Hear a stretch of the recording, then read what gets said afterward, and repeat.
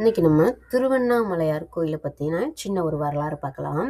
திருவண்ணாமலையார் கோயில் பார்த்திங்கன்னா தமிழ்நாட்டில் திருவண்ணாமலை அப்படின்ற ஒரு ஊரில் இருக்கக்கூடிய ஒரு சிவன் கோயில் தான். சிவபெருமானுடைய பஞ்சபூத தலங்களில் அக்னி தலமாக இது வந்து கருதப்படுது. தேவார பாடல் பெற்ற தலங்களில் நடுநாட்டு தலங்களில் இதுவும் ஒன்றா கருதப்படுது.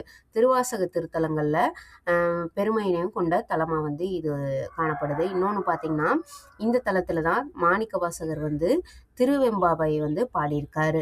மூலவர் வந்து அண்ணாமலையார் அப்படின்னும், அம்பிகை யாருன்னு பார்த்தீங்கன்னா உண்ணாமுலையம்மன் அப்படின்னும் சொல்றாங்க.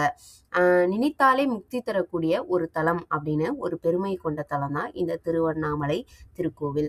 இந்த தலத்துல வந்து பாத்தீங்கன்னா நால்வர் அப்படின்னு அழைக்கப்படக்கூடிய அப்பர், சுந்தரர், சம்பந்தர், மாணிக்க வாசகர் இவங்க எல்லாருமே தேவார பதிகங்களை வந்து பாடியிருக்காங்க. இந்த தலத்துல இருக்கக்கூடிய அது வந்து மூலவர் வந்து சிவபெருமான் அப்படின்னு சொன்னாலும் இங்க இருக்கக்கூடிய முருகன் அருணகிரிநாதர் வந்து பாடல்கள் வந்து பாடியிருக்காரு. முருகன் மேல வந்து அருணகிரிநாதர் வந்து பாடல்களை நிறைய பாடியிருக்காருன்னு சொல்லலாம்.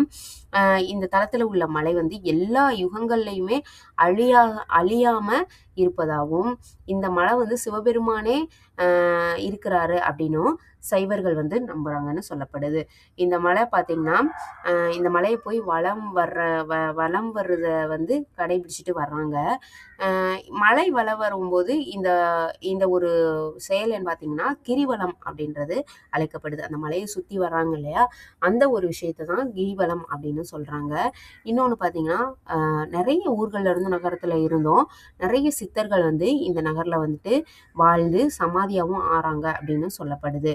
அதுவும் பார்த்தீங்கன்னா அந்த முக்கிய சித்தர்கள் யாருன்னு பார்த்தீங்கன்னா ரமணர், சேஷாஸ்திரி சாமிகள், விசிறி சாமிகள், குரு நமச்சிவாயர், குகை நமச்சிவாயர் இவங்க எல்லாருமே குறிப்பிடத்தக்கவர்கள்.